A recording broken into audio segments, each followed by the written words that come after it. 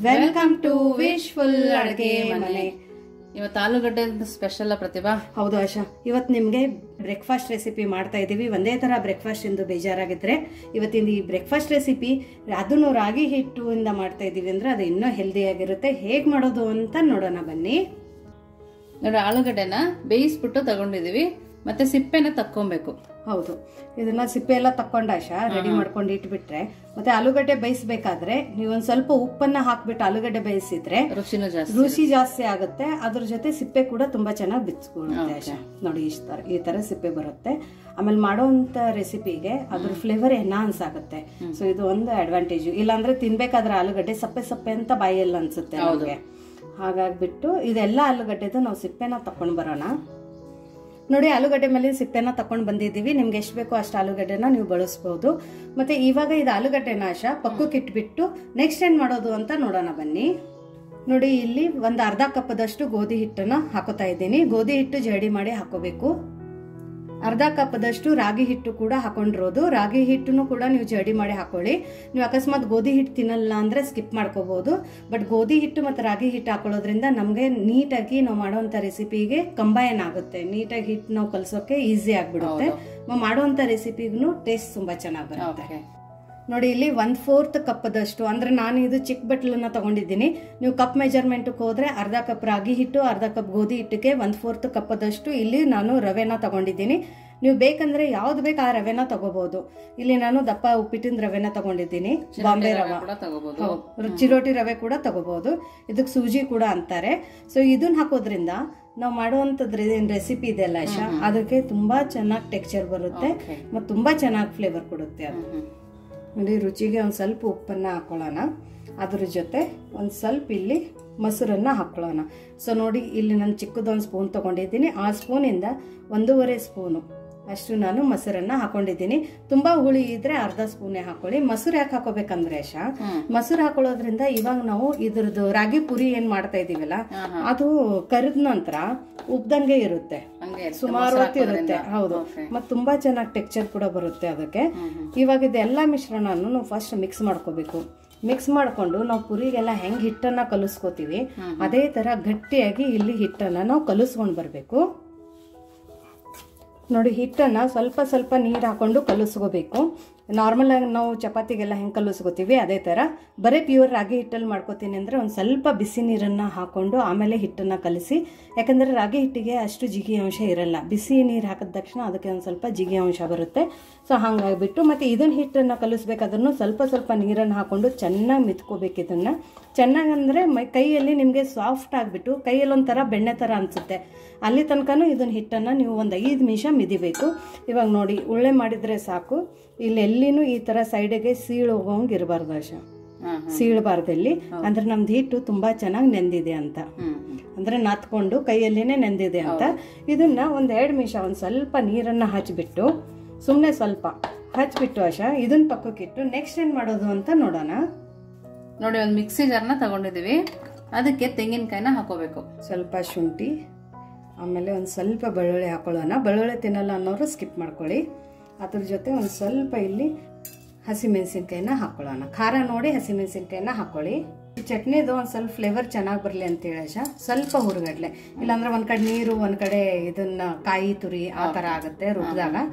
ಅದನ್ನ ಆಗ್ಬಾರ್ದು ಅಂತೇಳಿ ಒಂದ್ ಸ್ವಲ್ಪ ಹುರ್ಗಡ್ಲೆ ಹಾಕೊಂಡಿರೋದು. ಹುರ್ಗಡ್ಲೆ ತಿನ್ನಲ್ಲ ಅನ್ನೋರು ಕಡಲೆ ಬೀಜ ಹಾಕೊಳ್ಳಿ. 2 ಹಾಕೊಂಡ್ರು ಚೆನ್ನಾಗೇ ಇರುತ್ತೆ. ಸ್ವಲ್ಪ ಫ್ರೆಶ್ ಕೊತ್ತಂಬರಿ ಸೊಪ್ಪನ್ನ ತೊಳೆದ್ಬಿಟ್ಟು ಹಾಕೋತಾ ಇರೋದು. ಅದ್ರ ಜೊತೆ ಒಂದು ಸ್ವಲ್ಪ ಕರಿಬೇವು. ಮತ್ತೆ ಇದಕ್ಕೇನೆ ಆಶಾ, ಇದನ್ನ ಫ್ಲೇವರ್ ಇನ್ನೊಂದು ಸ್ವಲ್ಪ ಎನ್ಹಾನ್ಸ್ ಆಗಲಿ ಅಥವಾ ಹುಳಿ ಬರಲಿ ಅಂತೇಳಿ ಇಲ್ಲಿ ಒಂದು ಸ್ವಲ್ಪ ಮೊಸರನ್ನ ಹಾಕೊಳ್ಳೋಣ. ಸೊ ಮೊಸರು ಹಾಕೊಳ್ಳೋದ್ರಿಂದ ತುಂಬಾ ಚೆನ್ನಾಗಿ ಫ್ಲೇವರ್ ಬರುತ್ತೆ. ಸ್ವಲ್ಪ ಹಾಕೊಳ್ಳಿ, ಜಾಸ್ತಿ ಹಾಕೋಬೇಡಿ. ಅದ್ರ ಜೊತೆ ಒಂದು ಸ್ವಲ್ಪ ಉಪ್ಪನ್ನ ಹಾಕೊಳ್ಳೋಣ. ರುಚಿಗೆ ನೋಡಿ ಉಪ್ಪನ್ನ ಹಾಕೊಳ್ಳಿ. ಸೊ ಸ್ವಲ್ಪ ನೀರು ಹಾಕೊಂಡು ಇದನ್ನ ನಾವು ಸಣ್ಣದಾಗಿ ರುಬ್ಕೊಂಡು ಬರೋಣ. ನಿಮಗೆ ಕನ್ಸಿಸ್ಟೆನ್ಸಿ ಹೆಂಗ್ ಬೇಕೋ ಹಂಗೆ ನೋಡ್ಕೊಂಡು ರುಬ್ಕೊಳ್ಳಿ. ನಾವು ಸ್ವಲ್ಪ ಗಟ್ಟಿಯಾಗಿನೇ ರುಬ್ಕೊಂಡು ಬರ್ತೀನಿ. ನೋಡಿ, ಚಟ್ನಿ ಆಗಿ ರೆಡಿಯಾಗಿದೆ. ಈ ತರ ಗಟ್ಟಿ ಚಟ್ನಿ ಮಾಡ್ಕೊಂಡಿರೋದು. ಈ ಚಟ್ನಿಗೆ ನೀವು ಬೇಕಂದ್ರೆ ಒಗ್ಗರಣೆನ ಹಾಕೋಬಹುದು. ಬಟ್ ನಾನೇನು ಒಗ್ಗರಣೆ ಹಾಕೋತಾ ಇಲ್ಲ, ಯಾಕಂದ್ರೆ ರಾಗಿ ಪುರಿ ಜೊತೆ ಇದು ತುಂಬಾ ಬೆಸ್ಟ್ ಕಾಂಬಿನೇಷನ್ ಇದೆ. ಮತ್ತೆ ರಾಗಿ ಹಿಟ್ಟು ಒಂದ್ ಸ್ವಲ್ಪ ಸಪ್ಪೆ ಇರೋದ್ರಿಂದ ಆಶಾ, ನೀವು ಒಂದ್ ಸ್ವಲ್ಪ ಚಟ್ನಿ ಖಾರ ಮಾಡ್ಕೊಂಡಿದ್ರೆ ತುಂಬಾ ಚೆನ್ನಾಗಿರುತ್ತೆ. ಇನ್ನೊಂದಂದ್ರೆ ಅಸಿಡಿಟಿ ಪ್ರಾಬ್ಲಮ್ ಇದ್ದವರು ಹಸಿ ಮೆಣಸಿನ್ಕಾಯಿನ ತಿನ್ಬೇಡಿ, ಅದ್ರ ಬದಲಾಗಿ ಕೆಂಪು ಮೆಣಸಿನ್ಕಾಯಿನ ಬಳಸಬಹುದು. ಸೊ ಇದನ್ನ ಪಕ್ಕಕ್ಕಿಟ್ಟು ನೆಕ್ಸ್ಟ್ ಏನ್ ಮಾಡೋದು ಅಂತ ನೋಡೋಣ. ನೋಡಿ, ಒಂದು ಪಾತ್ರೆ ತಗೊಂಡು ಸ್ವಲ್ಪ ಎಣ್ಣೆ ಹಾಕಿ ಸಾಸಿವೆನ ಹಾಕೊಳ್ತಾ ಇದೀವಿ. ಎಣ್ಣೆ ಕಾದ್ಮೇಲೆ ಸಾಸಿವೆ ಹಾಕೊಬೇಕು, ಸ್ವಲ್ಪ ಜೀರಿಗೆ. ನೋಡಿ, ಸಾಸಿವೆ ಜೀರಿಗೆ ಚಟಪಟ ಅಂತ ಇದೆ. ಇವಾಗ ಇದ್ರ ಒಳಗಡೆ ಒಂದ್ ಸ್ವಲ್ಪ ಹಸಿಮೆಣಸಿನ್ಕಾಯಿನ ಹಾಕೋತಾ ಇರೋದು. ಹಸಿಮೆಣಸಿನ್ಕಾಯಿ ಖಾರ ನೋಡಿ ಹಾಕೊಳ್ಳಿ. ಹಸಿಮೆಣಸಿನ್ಕಾಯಿ ಬದಲಾಗಿ ಆಶಾ, ನಮ್ದು ಉತ್ತರ ಕರ್ನಾಟಕದ ಮಸಾಲೆ ಖಾರ ಮತ್ತೆ ಒಂದ್ ಸ್ವಲ್ಪ ಕೆಂಪು ಖಾರದ ಪುಡಿ ಹಾಕಿ ಪೊಟೆಟೊ ಪಲ್ಯ ಮಾಡಿದ್ರೆ ತುಂಬಾ ಚೆನ್ನಾಗಿರುತ್ತೆ. ಅದಕ್ಕೊಂದು ಡಿಫ್ರೆಂಟ್ ಟೇಸ್ಟ್ ಬರುತ್ತೆ. ನೀವು ದೋಸೆ ಎಲ್ಲ ಮಾಡ್ತಿರಲ್ಲ, ನಮ್ಮಮ್ಮ ದೋಸೆ ಜೊತೆ ಮಾಡೋದು.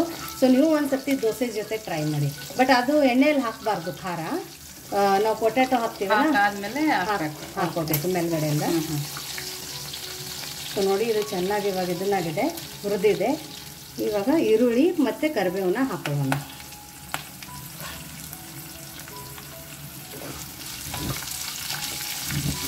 ಸೊ ನೋಡಿ, ಇಲ್ಲಿ ಈರುಳ್ಳಿ ತುಂಬಾ ಚೆನ್ನಾಗಿ ಹುರಿದಿದೆ. ಇವಾಗ ಇದ್ರ ಒಳಗಡೆ ಆಶಾ ನಾವು ಸ್ವಲ್ಪ ಅರಿಶಿಣದ ಪುಡಿನ ಹಾಕೊಳ್ಳೋಣ. ಈರುಳ್ಳಿ ಜಾಸ್ತಿ ಕೆಂಪಾಗತ್ತಾನೆ, ಫ್ರೈ ಮಾಡಂಗಿಲ್ಲ ಅಲ್ವಾ? ತುಂಬಾ ಜಾಸ್ತಿ ಏನಿಲ್ಲ ಆಶಾ, ಲೈಟ್ ಆಗಿ ಕೆಂಪಾಗೋ ತರ ಮಾಡಿದ್ರೆ ಸಾಕು. ಇನ್ನು ಜಟ್ಪಟ್ ಬ್ರೇಕ್ಫಾಸ್ಟ್ ಅಂದ್ರೆ ಆಶಾ, ಒಂದ್ ಕಡೆ ಆಲೂಗಡ್ಡೆನ ಬಯೋಕ್ ಇಟ್ಬಿಟ್ಟು ಹಿಟ್ಟು ಕಲಿಸಿ ಈರುಳ್ಳಿ ಕಟ್ ಮಾಡಿ ಚಟ್ನಿ ಆಗೋ ತನಕ ನಮ್ದು ಆಲೂಗಡ್ಡೆ ವಿಸಲ್ ಆಗಿರುತ್ತೆ. ಸೊ ತುಂಬಾ ಜಟ್ಪಟ್ ಅಂತ ಮಾಡ್ಕೋಬಹುದು. ಇವಾಗ ನೋಡಿ, ಇದೆಲ್ಲ ಚೆನ್ನಾಗಿ ಹುರಿದಿದೆ. ಮತ್ತೆ ಅರಿಶಿನ ಹಾಕಿದ ನಂತರನು 1 ನಿಮಿಷ ನಾವು ಇದನ್ನ ಚೆನ್ನಾಗಿ ಹುರ್ಕೋಬೇಕು. ಇಲ್ಲಾಂದ್ರೆ ಅರಿಶಿನದ ಹಸಿ ವಾಸನೆ ಹಂಗೆ ಉಳ್ಕೊಂಡ್ಬಿಡುತ್ತೆ. ಇದಕ್ಕೆ ರುಚಿ ಉಪ್ಪನ್ನ ಹಾಕೊಳ್ಳೋಣ. ಆಲೂಗಡ್ಡೆ ಬೇಯಿಸ್ಬೇಕಾದ್ರೆ ಒಂದು ಸ್ವಲ್ಪ ಉಪ್ಪನ್ನ ನಾನು ಹಾಕೊಂಡಿದ್ದೆ, ಹಾಗಾಗಿ ಇವಾಗ ಸ್ವಲ್ಪ ಉಪ್ಪನ್ನ ಹಾಕೊಂಡಿದ್ದೀನಿ. ಸ್ವಲ್ಪ ಸಕ್ಕರೆ. ಆಲೂಗಡ್ಡೆ ಪಲ್ಯಕ್ಕೆ ಆಶಾ ಕಂಪಲ್ಸರಿ ಒಂದು ಸ್ವಲ್ಪ ಸಕ್ಕರೆ ಹಾಕ್ಬೇಕು, ಅದರಿಂದ ತುಂಬಾ ಒಳ್ಳೆ ಫ್ಲೇವರ್ ಎನ್ಹಾನ್ಸ್ ಆಗುತ್ತೆ. ನೋಡಿ, ಸ್ವಲ್ಪ ಕೊತ್ತಂಬರಿ ಸೊಪ್ಪು, ಇಷ್ಟೆಲ್ಲನ ಹಾಕೊಂಡು ನೀಟಾಗಿ ಮಿಕ್ಸ್ ಮಾಡ್ಕೊಳ್ಳೋಣ. ಕೊತ್ತಂಬರಿ ಸೊಪ್ಪು ಬದಲಾಗಿ ನೀವು ಮೆಂತ್ಯ ಸೊಪ್ಪನ್ನು ಹಾಕೊಂಡು ಮಾಡ್ಕೊಂಡಿದ್ರೆ ಇನ್ನೂ ಹೆಲ್ದಿ ಆಗುತ್ತೆ. ಬಟ್ ಮೆಂತ್ಯ ಸೊಪ್ಪು ಹಾಕೋತೀನಿ ಅಂದ್ರೆ ನೀವು ಮುಂಚೆನೆ ಈರುಳ್ಳಿ ಏನ್ ಫ್ರೈ ಆಗಿರುತ್ತಲ್ಲ ಆಶಾ, ಆ ಟೈಮಲ್ಲಿ ಮೆಂತ್ಯ ಸೊಪ್ಪನ್ನು ಹಾಕೊಂಡು ಆಮೇಲೆ ಆಲೂಗಡ್ಡೆ ಹಾಕೋಬೇಕು. ಸೊ ನೋಡಿ, ನಮ್ದು ಆಲೂಗಡ್ಡೆ ಪಲ್ಯ ರೆಡಿ ಆಗಿದೆ. ಇದೆಲ್ಲ ನೋಡೋಕೆ ಡಿಲಿಷಿಯಸ್, ತುಂಬಾ ಚೆನ್ನಾಗಿ ಕಾಣ್ತಾ ಇದೆ. ಸೊ ಇವಾಗ ರಾಗಿ ಪುರಿನ ಯಾವ ತರ ಲಟ್ಸೋದು ಅಂತ ನೋಡೋಣ ಬನ್ನಿ. ಕೈಗೆ ಒಂದ್ ಸ್ವಲ್ಪ ಎಣ್ಣೆನ ಹಚ್ಕೊಂಡು ಈ ಹಿಟ್ಟನ್ನ ಒಂದ್ಸರ್ತಿ ಮಿತ್ಕೊಳ್ಳೋಣ. ಯಾಕಂದ್ರೆ ಮೇಲ್ಗಡೆ ಒಂದ್ ಸ್ವಲ್ಪ ನಾವು ನೀರನ್ನ ಹಚ್ಚಿಟ್ಕೊಂಡಿದ್ವಿಲ್ಲ ಆಶಾ, ಯಾಕಂದ್ರೆ ರವೆ ಬೇರೆ ಹಾಕೊಂಡಿದೀವಿ, ಹಂಗಾಗಿ ತುಂಬಾನೇ ಗಟ್ಟಿ ಆಗುತ್ತೆ. ರವೆ ಹಾಕೋದ್ರಿಂದ ನೀರ್ ಹಾಕಿ ನಾವು ಕಲ್ಸಿದ್ರು ನೀರೆಲ್ಲ ಎಳ್ಕೊಂಡ್ ಬಿಡುತ್ತೆ ರವೆ, ಹಂಗಾಗಿ ಹಿಟ್ಟು ಹಾಡಾಗತ್ತೆ. ಸೊ ಹಿಟ್ಟು ನಾವು ಕಲಸಿದ್ದಂಗೆ ಇರ್ಬೇಕಂದ್ರೆ ಮೇಲ್ಗಡೆ ಒಂದ್ ಸ್ವಲ್ಪ ನೀರನ್ನ ಹಚ್ಚಿಬಿಟ್ಟು ಇಟ್ಕೋಬೇಕು. ಇವಾಗ ನೋಡಿ, ಇದರದ್ದು ಚಿಕ್ಕದಾಗಿ ಉಂಡೆನ ಮಾಡ್ಕೊಳ್ಳೋಣ. ನೀವು ಪುರಿ ಯಾವ ಸೈಜ್ ಮಾಡ್ತೀರಾ ಆ ಸೈಜಕ್ಕೆ ತಗೊಳ್ಳೋಣ. ನೋಡಿ, ಇಲ್ಲಿ ನಾನು ಹೋಳಿಗೆ ಮಾಡೋ ಶೀಟನ್ನು ತಗೊಂಡಿದ್ದೀನಿ. ಇದಕ್ಕೊಂದು ಸ್ವಲ್ಪ ಎಣ್ಣೆನ ಒರೆಸ್ಕೊಳ್ಳೋಣ. ಆಮೇಲೆ ನಾವು ಮಾಡ್ಕೊಂಡಿರುವಂಥದ್ದು ಉಂಡೆನ ಇದ್ರ ಮೇಲ್ಗಡೆ ಇಟ್ಕೊಂಡು ನಾರ್ಮಲ್ ಪುರಿನ ಯಾವ ಥರ ಲಟ್ಟಿಸ್ತೀರಾ ಆ ಥರ ಲಟ್ಟಿಸ್ಕೊಳ್ಳೋಣ. ಸೊ ನೋಡಿ, ಎಷ್ಟು ಚೆನ್ನಾಗಿ ನಾವು ಹಿಟ್ಟನ್ನು ಕಲಿಸಿದ್ದೀವಿ ಅಂದರೆ ಇದ್ರ ಎಡ್ಜಸ್ ಎಲ್ಲಿ ಕಟ್ ಆಗ್ತಾ ಇಲ್ಲ. ಸೊ ತುಂಬ ತಿಳುವಾಗಿ ಲಟ್ಟಿಸ್ಬೇಡಿ. ನೀವು ನಾರ್ಮಲಾಗಿ ಪುರಿನ ಯಾವ ಥರ ಲಟ್ಟಿಸ್ತೀರಾ ಅದೇ ಥರ ಲಟ್ಟಿಸಿ, ನೋಡಿ ಈಸಿಯಾಗಿ ಹೇಳುತ್ತೆ. ಇಲ್ಲ ಅಂದ್ರೆ ಒಂದು ಪ್ಲಾಸ್ಟಿಕ್ ಶೀಟ್ ಮೇಲೆ ಕೂಡ ನೀವು ಇದನ್ನ ಲಟ್ಟಿಸ್ಕೋಬಹುದು. ನೋಡಿ, ಒಂದು ಬಾಣಲೆಯಲ್ಲಿ ಎಣ್ಣೆ ಕಾಯಕ್ಕೆ ಇಟ್ಟಿತ್ತಲ್ಲ, ಎಣ್ಣೆನೂ ಕಾಯ್ತು. ನೋಡಿ, ಪೂರಿ ಹಾಕೊಬೇಕು. ಎಣ್ಣೆ ಚೆನ್ನಾಗಿ ಕಾಯ್ದ ನಂತರನೇ ಪುರಿ ಹಾಕೊಳ್ಳಿ, ಇಲ್ಲಾಂದ್ರೆ ಪುರಿನೂ ಎಣ್ಣೆ ಎಳ್ಕೊಳ್ಳುತ್ತೆ ಆಶಾ, ಮತ್ತೆ ಪುರಿ ಉತ್ಕೊಂಡು ಬರಲ್ಲ. ಓಕೆ. ಸೊ ಹಂಗಾಗಿ ನಾವು ಎಣ್ಣೆನ ಚೆನ್ನಾಗಿ ಕಾಯಿಸ್ಬೇಕು. ನೋಡಿ ಎಷ್ಟು ಚೆನ್ನಾಗಿ ಪುರಿ ಉದಿದೆ, ಸ್ವಲ್ಪ ಎಣ್ಣೆ ಎಳ್ಕೊಳ್ಳಲ್ಲ. ಹೌದು. ಸೊ ಯಾರಿಗಾದ್ರೆ ಗೋಧಿ ಹಿಟ್ಟಿಂದ ಪುರಿ ತಿನ್ನಕ್ಕಾಗಲ್ಲ ಅಂದ್ರೆ ಈ ತರ ನೀವು ಒಂದು ರಾಗಿ ಹಿಟ್ಟಿಂದ ಪುರಿನೂ ಮಾಡಿ ತುಂಬಾ ಚೆನ್ನಾಗಿರುತ್ತೆ, ತುಂಬಾ ಸಖತ್ತಾಗಿರುತ್ತೆ ಆಶಾ. ಸೊ ನೋಡಿ, ಪುರಿ ಇಷ್ಟು ಚೆನ್ನಾಗಿ ಇವಾಗ ಉತ್ಕೊಂಡಿದೆ. ಎರಡು ಬೈ ಚೆನ್ನಾಗಿ ಬೇಯಿಸ್ಬೇಕು. ಇದನ್ನ ತಕ್ಕೊಳ್ಳೋಣ. ಸೊ ರವೆ ಹಾಕಿದ್ರೆ ಪುರಿ ಇದೇ ತರ ಉಳ್ಕೊಳ್ಳುತ್ತೆ, ತುಂಬಾ ಚೆನ್ನಾಗಿ ಬರುತ್ತೆ, ಮತ್ತೆ ಹಾರ್ಡನು ಆಗಲ್ಲ.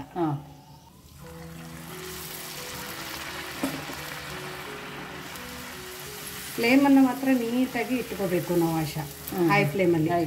ಹೆಚ್ಚು ಕಡಿಮೆ ಮಾಡ್ಕೋಬಾರ್ದು. ನೀವು ಒಂದೇ ಸರ್ತಿ ಪುರಿನ ಲಟ್ಟಿಸಿ ಪಕ್ಕಕ್ಕೆ ಇಟ್ಟು ಒಂದೇ ಸರ್ತಿ ಎಣ್ಣೆಯಲ್ಲಿನೂ ಕೂಡ ಮಾಡ್ಕೋಬಹುದು. ಸೊ ನೋಡಿ, ಎಲ್ಲಾ ಪುರಿನೂ ಇದೇ ತರ ಉಟ್ಕೊಂಡು ಬರುತ್ತೆ. ಯಾರಾದ್ರೆ ಮನೆಗೆ ಗೆಸ್ಟ್ ಬಂದ್ರು ಕೂಡ ಅವರಿಗೆ ಡಿಫ್ರೆಂಟ್ ಆಗಿ ಈ ತರ ಒಂದು ರೆಸಿಪಿನ ಮಾಡ್ಕೊಡ್ಬೋದು. ಇವನ್ ಶುಗರ್ ಇದ್ದವರು ಆಶಾ, ಅವರು ಇದನ್ನ ತಿನ್ನಲ್ಲ, ಜೋಳ ಎಲ್ಲ ತಿನ್ನಲ್ಲ ನೋಡು, ಅವ್ರು ರಾಗಿ ಒಂದ್ ಸ್ವಲ್ಪ ಜಾಸ್ತಿ ತಿಂತಾರೆ. ಸೊ ಅವರಿಗೆ ಈ ತರ ಒಂದು ನೀವು ರೆಸಿಪಿ ಮಾಡ್ಕೊಡಿ. ಸ್ವಲ್ಪನೂ ಎಣ್ಣೆ ಎಳ್ಕೊಂಡಿಲ್ಲ ಇಲ್ಲಿ, ನಾನು ನಿಮ್ಗೆ ಮತ್ತೆ ಆಮೇಲೆ ತೋರಿಸ್ತೀನಿ. ಸ್ವಲ್ಪನೂ ಕೂಡ ಎಣ್ಣೆ ಎಳ್ಕೊಂಡಿಲ್ಲ. ಸೊ ಇದೇ ತರ ನಾವೆಲ್ಲ ಪುರಿನ ಮಾಡ್ಕೊಂಡು ಬರೋಣ. ಸೊ ನೋಡಿ ನಮ್ದು ಬಿಸಿ ಬಿಸಿ ಪೂರಿ ರೆಡಿ ಆಗಿದೆ. ರಾಗಿ ಹಿಟ್ಟಿನ ಪೂರಿ, ಯಾರು ಅನ್ನೋದೇ ಇಲ್ಲ ಇದು ರಾಗಿ ಹಿಟ್ಟಿಂದ ಮಾಡಿದ್ದೀರಾ ಅಂತ. ಅಷ್ಟು ಚೆನ್ನಾಗಿ ಪೂರಿ ಆಗಿದೆ. ನೋಡೋಕ್ಕೂ ಎಷ್ಟು ಚೆನ್ನಾಗಿ ಕಾಣಿಸ್ತದೆ ಪ್ರತಿಭಾ. ಹೌದು, ಟಮ್ ಅಂತ ಉಬ್ಬಿದ್ದಾವೆ. ಇದಕ್ಕೇನೆ ನಾವು ಮಾಡ್ಕೊಂಡಿರುವಂತ ಚಟ್ನಿ. ಸೊ ನೀವು ಮೊಸರು ಹಾಕ್ಬಿಟ್ಟು ಚಟ್ನಿ ನಿಮ್ಮ ಮನೇಲಿ ಮಾಡ್ತೀರಾ ಅಥವಾ ಮೊಸರನ್ನ ಬಿಟ್ಬಿಟ್ಟು ಮತ್ತೆ ಈ ಹುಳಿಗೆ ಏನ್ ಹಾಕ್ತೀರಾ ಅಂತಾನು ಕಮೆಂಟ್ ಮೂಲಕ ಹೇಳಿ. ಇವಾಗ ಇದಕ್ಕೆ ಆಲೂಗಡ್ಡೆ ಪಲ್ಯ. ಇನ್ನೊಂದು ಸ್ವಲ್ಪ ಇದ್ರದ್ದು ಬ್ರೇಕ್ಫಾಸ್ಟ್ ಥಾಲಿ ರೆಸಿಪಿನ ಎನ್ಹಾನ್ಸ್ ಮಾಡೋಕ್ಕೆ ಇಲ್ಲಿ ನೋಡಿ ಮಾವಿನಕಾಯಿ ಉಪ್ಪಿನಕಾಯಿ ತುಂಬಾ ಚೆನ್ನಾಗತ್ತೆ ಆಶಾ. ಈ ಮಾವಿನಕಾಯಿ ಉಪ್ಪಿನಕಾಯಿ ರೆಸಿಪಿ ನೀವು ನೋಡಿಲ್ಲ ಅಂದ್ರೆ ನಮ್ಮ ಚಾನೆಲಲ್ಲಿ ನೋಡೋದನ್ನ ಮರಿಬೇಡಿ. ತುಂಬಾ ದಿಢೀರಂತ ಆಗುತ್ತೆ, ತುಂಬಾ ಚೆನ್ನಾಗಾಗುತ್ತೆ. ಸೊ ನಮ್ದು ಈ ಬ್ರೇಕ್ಫಾಸ್ಟ್ ರೆಸಿಪಿ ಥಾಲಿ ರೆಡಿ ಆಗಿದೆ. ಪುರಿ ಸ್ವಲ್ಪನೂ ಎಣ್ಣೆ ಎಳ್ಕೊಂಡಿಲ್ಲ ಅಂತ ನಾನು ನಿಮಗೆ ತೋರಿಸ್ತೀನಿ. ಸೊ ನೋಡಿ, ಇಲ್ಲಿ ಟಿಶ್ಯೂ ಪೇಪರು ತೊಗೊಂಡಿದ್ದೀನಿ. ಟಿಶ್ಯೂ ಪೇಪರ್ ಮೇಲ್ಗಡೆ ಸ್ವಲ್ಪ ನೀವು ಒತ್ತಿ ನೋಡಿ, ಸ್ವಲ್ಪನೂ ಪುರಿ ಎಣ್ಣೆ ಎಳ್ಕೊಂಡಿಲ್ಲ ನೋಡಿ. ನೀವು ಎಷ್ಟು ಬೇಕಷ್ಟು ಒತ್ತಿ, ಸ್ವಲ್ಪನೂ ಎಣ್ಣೆ ಎಳ್ಕೊಂಡಿಲ್ಲ. ಎರಡು ಬಾಜು ಒತ್ತು ನೋಡಿ. ನೋಡಿ, ಸ್ವಲ್ಪನೂ ಈ ಪುರಿ ಎಣ್ಣೆ ಎಳ್ಕೊಂಡಿಲ್ಲ. ಅಷ್ಟು ಚೆನ್ನಾಗಿ ಪುರಿಯಾಗಿದೆ ಮತ್ತು ಅಷ್ಟೇ ಸಾಫ್ಟ್ ಕೂಡ. ರಾಗಿ ಹಿಟ್ಟಿಂದ ಒಂದು ಸ್ವಲ್ಪ ಹಾಡಾಗುತ್ತೆ ಅಂತಾರೆ ನೋಡಿ. ರೊಟ್ಟಿ ಹಾಡಾಗುತ್ತೆ ಹೊರತು ಪೂರಿ ಹಾಡಾಗಲ್ಲ. ಅಷ್ಟು ಚೆನ್ನಾಗಾಗಿದೆ ನೋಡಿ, ತುಂಬ ಚೆನ್ನಾಗಾಗಿದೆ. ಇವಾಗ ಈ ಪೂರಿನ ನಾನು ಕಟ್ ಮಾಡಿ ತೋರಿಸ್ತೀನಿ ಒಳಗಡೆ ಎಷ್ಟು ಚೆನ್ನಾಗಾಗಿದೆ ಅಂತ. ಅಷ್ಟೇ ಕ್ರಿಸ್ಪಿ, ಅಷ್ಟೇ ಚೆನ್ನಾಗಿದೆ ನೋಡಿ. ಅಷ್ಟೇ ಟೇಸ್ಟು ತುಂಬ ಚೆನ್ನಾಗಿ ಟೇಸ್ಟ್ ಆಗ್ತದೆ ಇದಕ್ಕೆ. ಮತ್ತು ನೆಂಚ್ಕೊಳ್ಳೋಕ್ಕೆ ಉಪ್ಪಿನಕಾಯಿ ಚೆನ್ನಾಗಿದೆ ಪ್ರತಿಭಾ. ಚೆನ್ನಾಗೈತಾ ನೋಡಿ, ತುಂಬ ಸಖತ್ತಾಗಿ ಅನಿಸುತ್ತೆ ರಾಗಿ ಹಿಟ್ಟಿನ ಪುರಿ.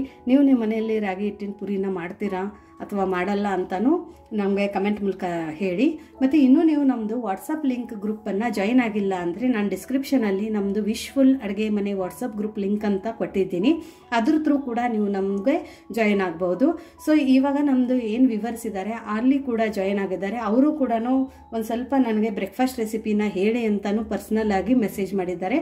ಹಾಗಾಗಿ ನಾನು ಇವತ್ತೇ ರಾಗಿ ಹಿಟ್ಟಿಂದ ಸ್ಪೆಷಲಿ ಅವರು ಬಳ್ಳಾರಿಯಿಂದ ನಮಗೆ ಕಾಂಟ್ಯಾಕ್ಟ್ ಮಾಡ್ತಾ ಇದ್ದಾರೆ. ಸೊ ಅವರು ರಾಗಿ ಹಿಟ್ಟಿಂದ ಏನಾದರೂ ಬ್ರೇಕ್ಫಾಸ್ಟ್ ರೆಸಿಪಿನ ತೋರಿಸಿ ಅಂತ ಹೇಳಿದ್ರು. ಹಾಗಾಗ್ಬಿಟ್ಟು ನಾನು ಇವತ್ತೇ ಈ ಬ್ರೇಕ್ಫಾಸ್ಟ್ ರೆಸಿಪಿನ ತೊಗೊಂಡು ಬಂದಿದ್ದೀನಿ, ಅದನ್ನು ಕೂಡ ರಾಗಿ ಹಿಟ್ಟಿಂದ.